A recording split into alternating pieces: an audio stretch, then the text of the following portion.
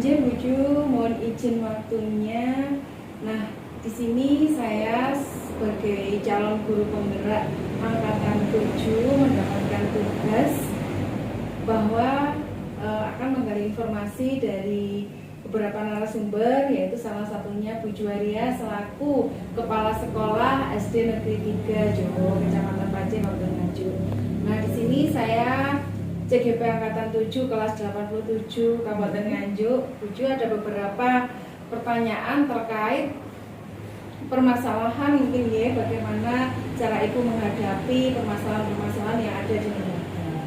Mohon izin Buju untuk pertanyaan pertama, hal-hal apa saja yang selama ini ibu anggap efektif dalam mengambil keputusan pada kasus-kasus dilema etika. Nah, kasus-kasus dilema etika di sini berhubungan dengan kasus-kasus mungkin dari tenaga pendidik maupun dari seperti itu, Bu. Ini ya, Bu. Memang di sekolah atau lembaga itu pasti ada saja masalahnya. Beberapa saat lalu itu ada di sini kasusnya ya, kurang dianya sakit, tetapi sakitnya itu kan bisa membuat istilahnya menular. Nah, apa yang harus saya lakukan?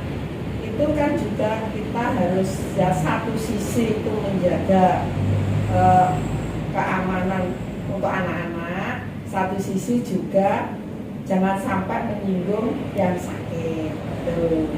Jadi itu kan dua hal yang harus kita padukan supaya tidak saling ada yang dirugikan.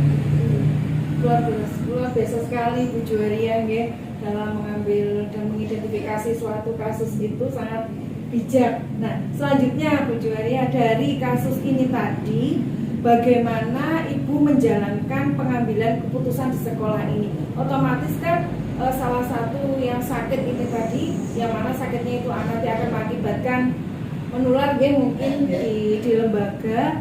Nah, ini kepentingan apa yang ibu jadikan pertimbangan yang sama-sama benar dan sama-sama mengandung nilai kebajikan? Ini dari kasus tadi untuk anak-anak dulu, saya mengutamakan yang lingkup besar. Kalau dari saya nggak mengambil sikap yang bijak, takutnya anak-anak itu akan tertular. Nah, itu kan masalah kesehatan sangat penting juga. Terus untuk yang bersangkutan itu kita beri pengertian, dan dia harus mau menerima konsekuensi dari sakit yang dia derita. Oke, baik, terima kasih Buju. Jadi di sini Buju lebih mementingkan keselamatan dari peserta didik ya, dan juga semua warga yang ada di sekolah. Nah, kalau yang sakit ini kan selama kita bisa mengatasi dan sama-sama tidak ada pihak tersinggung, pasti juga akan terselesaikan ya Buju. Nah, langkah-langkah atau prosedur seperti apa yang ibu gunakan dalam pengambilan keputusan ini? Yang pertama jelas saya mencari kebenaran dari sakit itu dulu. Penyebabnya apa? Itu kita minta surat keterangan dokter, informasi dari dokter yang betul. Setelah itu langkahnya apa? Saya juga punya lembaga, ada aturan, ya saya juga punya atasan, saya konsultasi dengan atasan sebelum mengambil kebijakan. Otomatis dari hasil yang diperoleh tadi, bertanya dengan mencari informasi yang mana di sini ada dokter, Buju akan mengadakan rapat ya di sekolah bagaimana ini menentukan. Ya, jadi kita tidak bisa sendiri mengambil keputusan sendiri. Harus dalam satu lembaga itu ibarat keluarga. Nah, dari situ juga kita ke atasan kita juga gitu Bu. Luar biasa berkolaborasi. Betul. Coba berkolaborasi dengan teman-teman yang ada di lembaga dan juga atasan. Nah, terkait langkah-langkah yang sudah Buju ambil tadi, hal-hal apa saja yang selama ini Ibu anggap efektif dalam mengambil keputusan pada kasus-kasus ini, terutama kan kasus tentang dilema etika. Nah, ini hal-hal apa saja yang dianggap paling efektif? Begini, karena yang sakit, tenaga yang sakit ini itu kan sudah mendapatkan donor dari pemerintah, otomatis saya tidak bisa mengambil tindakan sepihak. Harusnya ya ini supaya dia tetap bisa bekerja dan tidak mengganggu kestabilan atau keadaan di lingkungan sekolah, terutama untuk anak-anak, maka kita ambil kebijakan tetap masuk tetapi membatasi diri. Oh iya, berarti menganalisis terlebih dahulu, menganalisis terhadap permasalahan ini tadi, kemudian mencari solusi. Nah, solusinya tetap diberi honor, tetap masuk, tetapi selesai pekerjaannya bisa istirahat di rumah. Membatasi diri, tetap membatasi diri. Jadi frekuensi bertemu dengan anggota yang ada di sekolah ini dibatasi untuk kesehatan bersama, luar biasa. Nah, di sini pastinya ada tantangan ketika Buju mengambil kebijakan itu. Nah, tantangan dalam pengambilan keputusan ini apa saja dalam dilema etika ini? Banyak sekali. Yang pertama ini, terutama kan dari lingkungan ini sendiri. Keluarga di sini semua punya anak kecil. Takutnya kan juga yang tidak sakit, anggota sekolah yang tidak sakit, takutnya kan tertular. Nah, itu pihak yang satunya. Pihak yang sakit itu kan dia butuh bekerja juga. Dia takut kalau tidak masuk itu justru mempengaruhi kedinasannya. Nah, itu saya harus menggabungkan dua-duanya supaya bisa berjalan. Terutama yang menyadarkan yang sakit dan menyadarkan juga yang ada di sekolah bagaimana menerima rekan yang sedang sakit. Kita tidak boleh menjudge juga, tidak boleh menganaktirikan. Nah, seperti itu, Bu. Dilemanya seperti itu. Iya, harus menjaga perasaan kedua-duanya. Iya, menjaga perasaan, basis perasaan gitu. Di sisi lain kita ada aturan juga dan juga perasaan itu yang kita utamakan. Betul sekali. Bagaimana yang sakit kalau dijauhi teman kan semakin dia semakin tertekan juga. Gitu. Dan selama ini alhamdulillah berjalan, alhamdulillah. Nah, apakah Ibu memiliki sebuah jadwal tertentu dalam sebuah menyelesaikan kasus dilema etika ini? Apakah Ibu langsung menyelesaikan di tempat atau memiliki sebuah jadwal untuk menyelesaikannya dalam bentuk atau prosedur yang lain? Jadi ketika Ibu mendapatkan kasus dilema etika yang mana salah satu dari keluarga besar SD Negeri 1 Jati Greges ini ada yang sakit, ini kasus mohon maaf, SD Negeri 3 Jowo. Saya terbawa, lembaga saya SD Negeri 1 Jati Greges. Nah, di sini Buju menyelesaikan di sekolah atau bagaimana?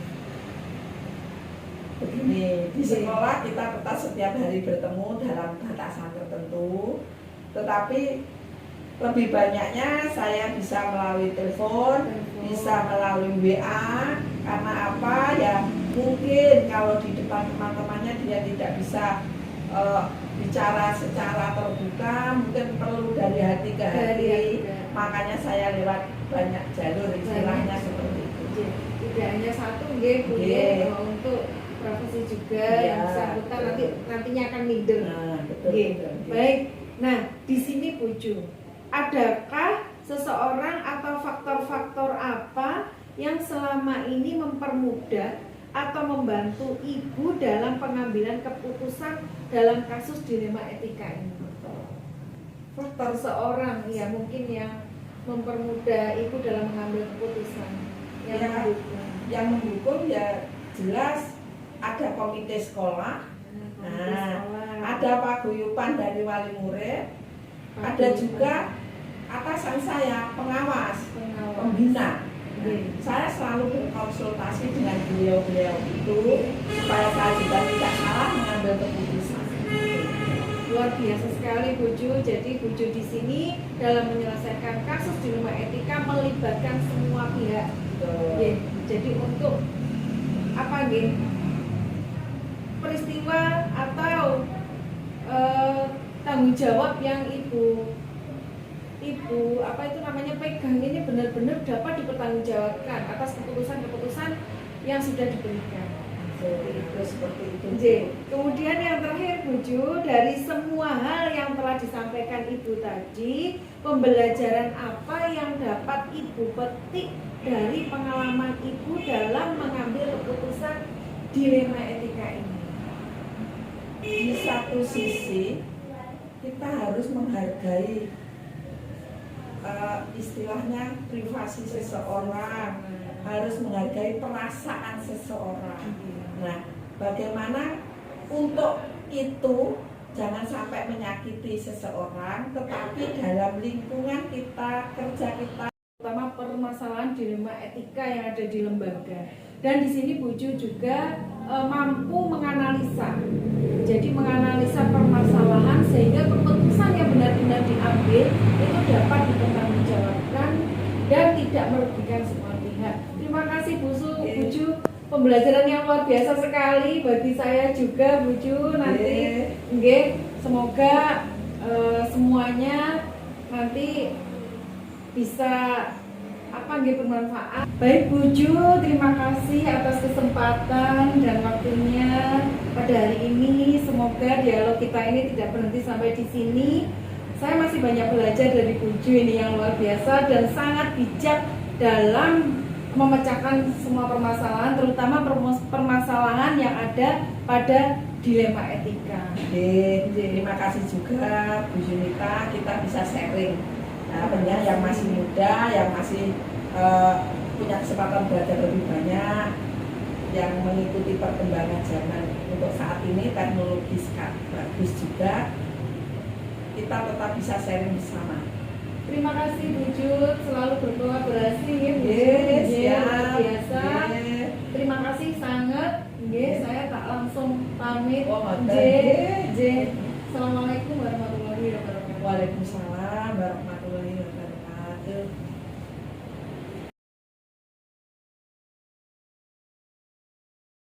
Assalamualaikum warahmatullahi wabarakatuh. Waalaikumsalam warahmatullahi wabarakatuh. Pak Hakim, pangapunten, mohon izin waktunya. Iya. Ini saya CGP Angkatan 7 Pak, kelas 87. Saya Yunita Kristanti mendapat tugas untuk melakukan wawancara dengan 2-3 kepala sekolah. Nah, ini salah satunya saya minta tolong Pak Hakim untuk bersedia saya wawancara Pak. Siap, terkait kepemimpinan. Nah, di sini saya di SDN 5 Jowo ada beberapa instrumen pertanyaan yang nantinya juga akan menjadikan saya bekal Pak ilmu wawasan tentang kepemimpinan. Namun izin Pak, yang pertama terkait dengan dilema etika Pak. Nah, di sini bagaimana Bapak dapat mengidentifikasi kasus-kasus yang merupakan dilema etika atau bujukan moral yang ada di lembaga? Baik, terima kasih atas pilihan dan juga kesempatan Bu Yunita untuk memilih saya diwawancarai. Tentu saja saya akan berusaha menjawab sesuai dengan pengalaman saya dan juga pengetahuan saya. Tapi sebelum saya menjawab, saya tadi mohon mungkin untuk lebih jelasnya. Jadi yang dimaksud dengan dilema etika itu secara spesifik itu seperti apa, Bu Yunita? Mungkin sebelum saya jawab biar saya bisa memberi penjelasan. Siapa? Dilema etika di sini adalah suatu permasalahan ketika seorang pemimpin akan mengambil sebuah kebijakan atau keputusan Pak. Adapun hal-hal yang perlu kita pertimbangkan, terkadang itu kita terbentur oleh aturan, tapi juga kita masih punya rasa misalkan kemanusiaan. Nah, seperti itu. Bagaimana strategi atau cara seorang pemimpin untuk menentukan kebijakan tersebut? Ya, baik. Betul memang sesuai dengan apa yang sudah saya alami itu, hal-hal seperti itu memang seringkali terjadi pada kita selaku pimpinan, karena bagaimanapun kita ini adalah decision maker, sehingga bagaimanapun keputusan yang kita ambil itu tentunya diharapkan bisa tepat dan juga bisa menjawab masalah yang sedang terjadi. Terkait dengan dilema etika itu, bagi saya itu lebih condong kepada rasa kalau istilah itu. Sehingga kalau menurut saya dalam mengambil satu keputusan, apalagi menyangkut satu kebijakan, kita ya jangan mengutamakan rasa. Ya yang utama adalah pegangannya tetap aturan dulu. Iya, aturannya seperti apa. Nah, kalau sudah aturan itu kita pegang, kita kuasai, maka etika itu harus mengikuti. Jadi tidak akan ada dilema, ya dilema di depan, di awal. Wah, ini gimana. Tapi ketika kita nanti sudah membuka aturan, tentu ya sebagai warga negara yang baik dan sebagai pemimpin yang memang kita itu diberi amanat, ya harus yang dikedepankan menurut saya aturan. Karena ada kaitannya dengan hukum gitu. Ya, jadi apabila masalah itu nanti akan melanggar hukum, berarti di dalamnya pasti ada benar dan salah. Seperti itu nggih Pak. Luar biasa Pak.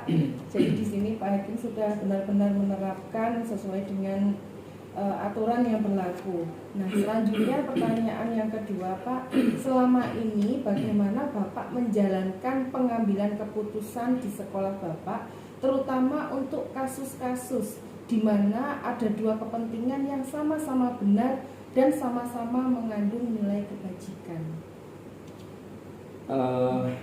Kasus yang sama-sama benar dan sama-sama mengandung nilai kebajikan. Bagaimana cara mengidentifikasinya Pak? Atau mengambil keputusan?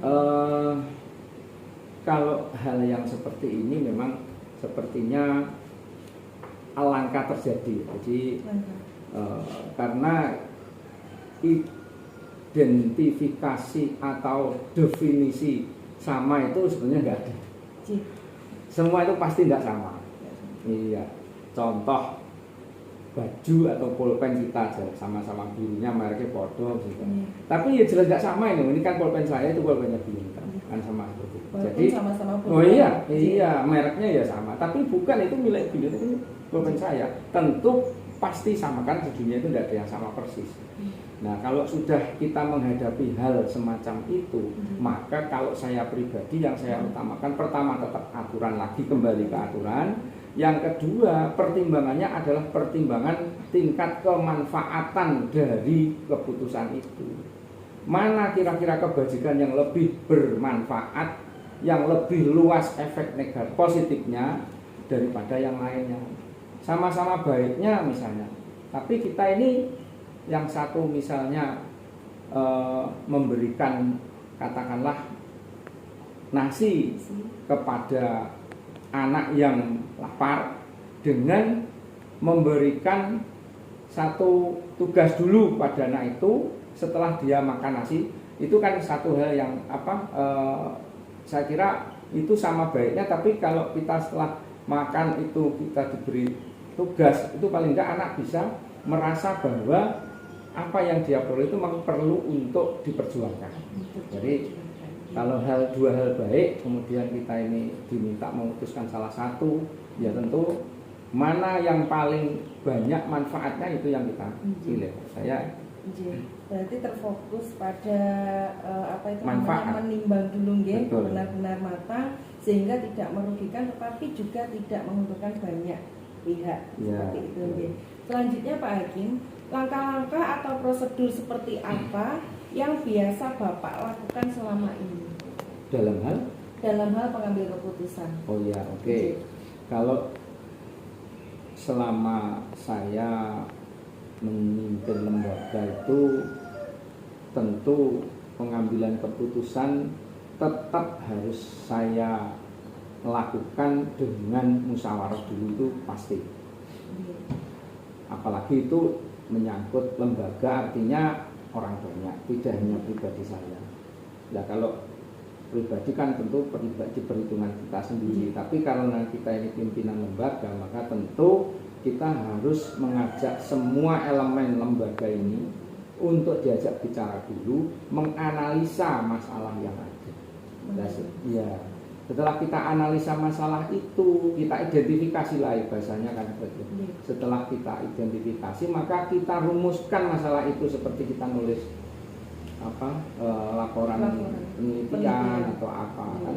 Kita melakukan prosedur langkah-langkah ilmiah sama itu juga. Jadi identifikasi dulu, kita cari masalahnya itu apa saja, kita rumuskan. Setelah kita rumuskan. Kalau sudah dirumuskan, kita coba lempar itu kepada teman-teman juga, bagaimana enaknya, bagaimana baiknya, bukan enaknya, bagaimana baiknya dan bagaimana benarnya, sehingga keputusan yang kita peroleh nanti diharapkan meskipun tidak bisa memuaskan semua pihak, tapi paling tidak meminimalisir kerugian yang timbul akibat keputusan yang saya ambil itu. Gitu. Luar biasa sekali Pak Hakim. Nah selanjutnya, hal-hal apa saja yang selama ini Bapak anggap efektif dalam mengambil keputusan pada kasus-kasus dilema etika? Sebagai contohnya tadi kan kita menganalisis terlebih dahulu ya Pak, kasusnya itu, kemudian menentukan solusi. Nah selama ini apakah Bapak juga sudah menerapkan demikian Pak? Iya. Saya selalu menerapkan itu. Karena prinsip saya itu begini kan. Kalau itu menyangkut masalah lembaga, ya kembali lagi, memang kita ini kan pimpinan lembaga. Itu tidak akan bisa efektif kalau itu kita pikirkan sendiri. Itu prinsip saya. Lah, sehingga harus bagi saya itu melibatkan seluruh komponen lembaga tersebut. Jadi pasti itu nggak bisa saya lepaskan dari itu. Dan tentunya Pak Hakim di sini mementingkan kepentingan umum ya Pak. Insya Allah demikian. Selanjutnya Pak, hal apa saja yang merupakan tantangan Pak selama ini? Jadi ketika Bapak mengambil suatu kebijakan pasti ada tantangannya. Nah, tantangannya itu apa saja Pak? Kalau berbicara masalah tantangan itu kita kembali kepada teori SWOT analisis. Analisis SWOT. Analisis SWOT itu kita gunakan. Jadi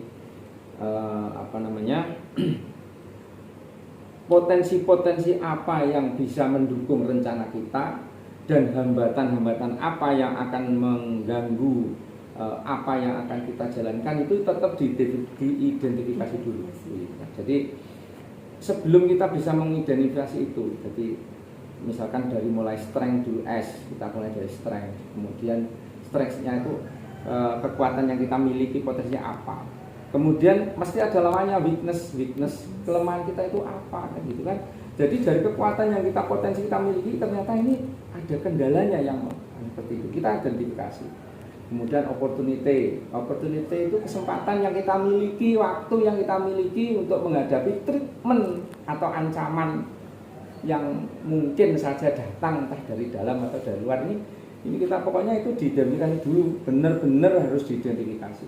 Nah dari situlah maka apa ya kita lihat masalahnya dulu. Jadi mungkin kalau Bu Yunita bisa memberi masalah kepada saya, contoh mungkin saya akan menganalisa. Tapi gambaran umumnya begitu. Jadi kita terapkan SWOT analisis itu saya kira sementara ini kok yang paling simpel dan manjur kok pakai SWOT analisis.